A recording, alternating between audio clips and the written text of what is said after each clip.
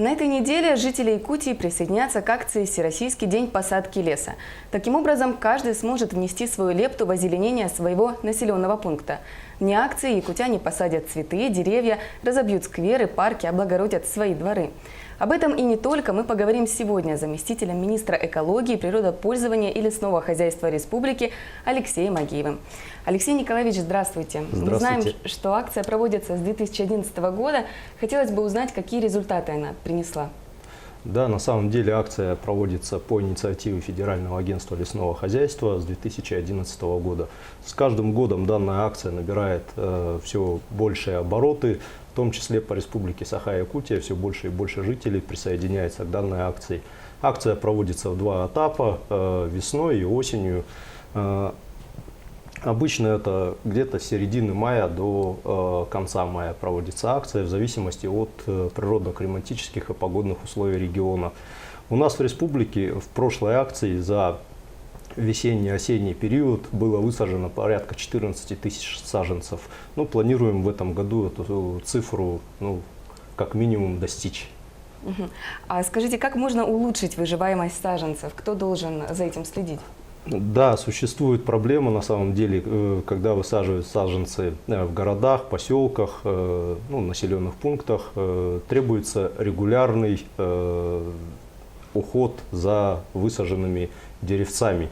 Это прежде всего полив, так как у нас засушливое в республике Саха-Якутия лето, да, и кроме того подкормка почвы. И те саженцы, которые уже бывают в силу каких-то механических повреждений уничтожены, за ними тоже либо пересадка, либо соответствующий уход, обрезка кроны и прочее, прочее. Это самый малый перечень того, каким должен быть уход. Самое главное, что он должен быть регулярным. Скажите, сегодня все больше тревоги вызывает пожароопасный сезон. Готово ли лесничество бороться с пожарами? Да, в 2019 году, в этом году открылся пожароопасный сезон у нас в части районов республики с 15 мая. И в остальной части, это в основном северные районы и там, где большой снег, Алдан и Нерюнгри, он открылся с сегодняшнего дня.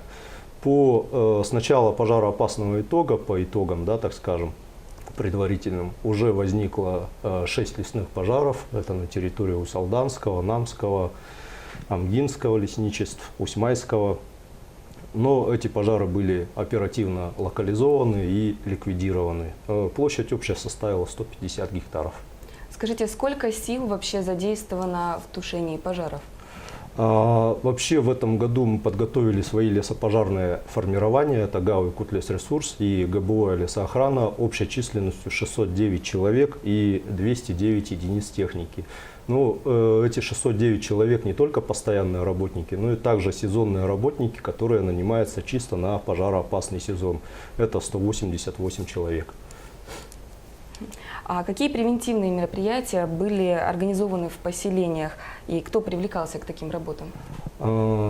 Очень важным моментом как раз являются превентивные мероприятия при подготовке к пожароопасному сезону. Они начинаются у нас сразу после окончания предыдущего пожароопасного сезона, то есть осенью, в сентябре, октябре, и длятся до открытия нового пожароопасного сезона. В частности, это мы проводим выездные совещания по районам республики, которые проводим на уровне глав районов с участием всех наслегов, органов прокуратуры, органов внутренних дел, органов МЧС, крупных арендаторов лесопользователей, сельхозпользователей. Это дает однозначно положительный эффект в борьбе с лесными пожарами. Кроме того, профилактику с лесными пожарами мы усиляем через как районные, республиканские средства массовой информации, выпускаем газеты, затем участвуем на телевидении, радио и прочее, прочее.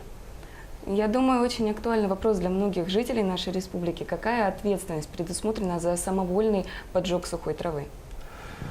Так называемые сельхозпалы, они запрещены у нас на федеральном уровне. При этом есть определенная ответственность за, так скажем, самовольный поджог. Это на граждан от 3 до 5 тысяч, на должностных лиц от 15 до 25 тысяч и на юридических лиц до 200 тысяч рублей. То есть желательно как-то избежать этого. Конечно. Мгм. А скажите, у нас предусмотрены какие-то места специальные для отдыха? Места отдыха, ну, имейте в виду шашлыки, Да. так скажем. Места отдыха предусматривают администрации городов и районов, населенных пунктов, определяют по согласованию, конечно же, с МЧС, с лесничествами в некоторых случаях и подготавливают эти места именно для отдыха граждан, то есть оборудуют место разведения костра, там отдыха, естественно, должен быть определенный аншлаг по предупреждению, чтобы правильно обращались с огнем, ну и прочие моменты. Я так понимаю, что опять-таки определенная ответственность предусмотрена в случае, если в непредусмотренных местах будут люди отдыхать.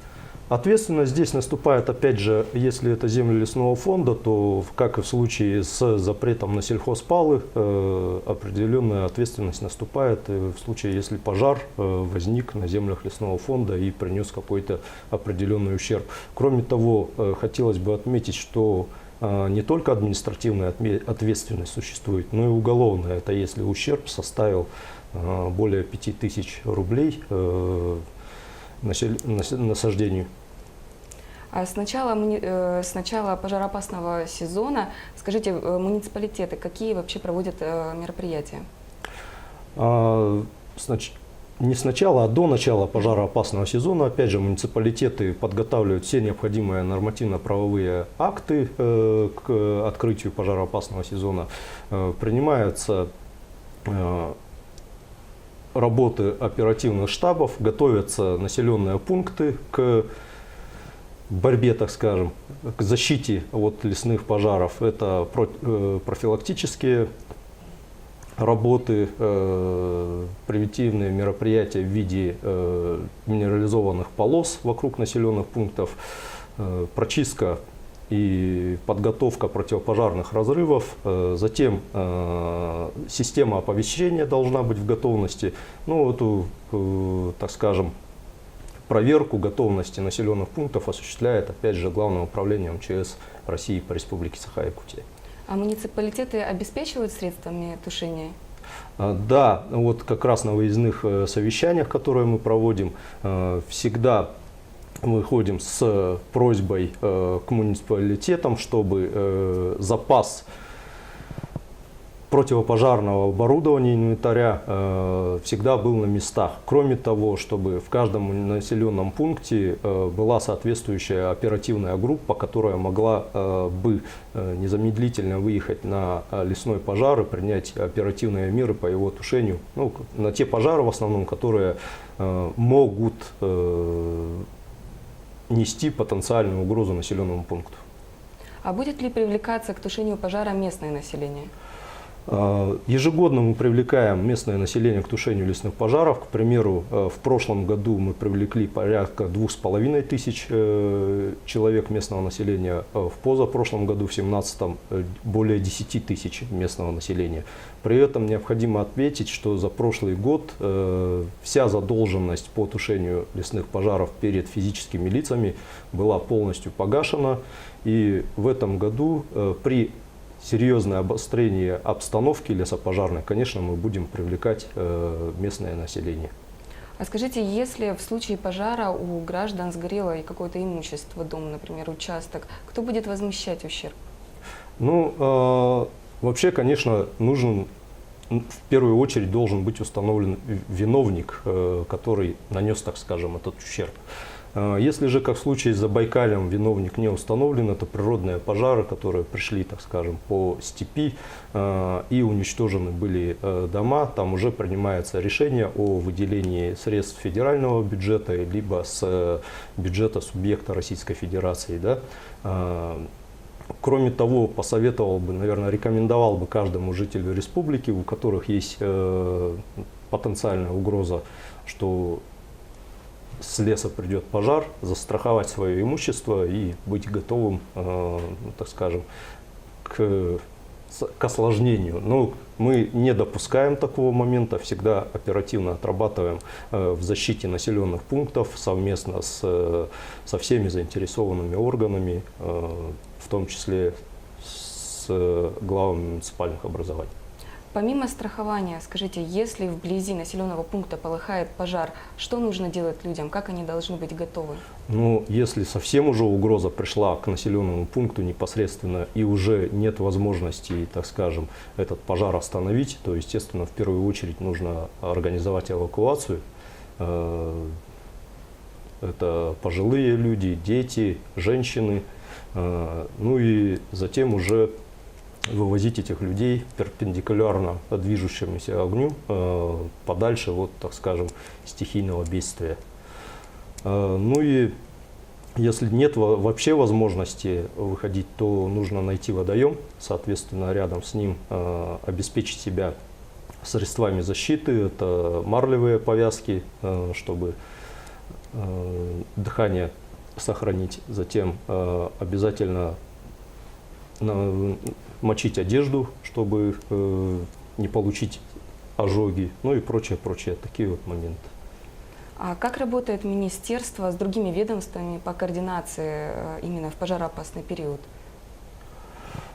Ну, ежегодно мы проводим, создаем оперативные штабы, а также у нас существует созданная и работает комиссия чрезвычайных ситуаций и обеспечению правил пожарной безопасности по территории республики. Также такая комиссия работает в районах и, соответственно, на данных заседаниях как оперативных штабах, так и комиссий принимаются соответствующие оперативные решения по тушению того или иного пожара. Особенно по тем, которые, во-первых, перешли в категорию крупных, а во-вторых, несут какую-то угрозу либо объектам экономики, либо населенным пунктам. Ну, я очень надеюсь, что этот период он пройдет без осложнений, что все будет схвачено, так скажем. А я напомню, это была программа «Актуальное интервью». Гость нашей студии – заместитель министра экологии, природопользования и лесного хозяйства республики Алексей Агеев. А мы будем следить за ситуацией в регионе. До встречи в эфире.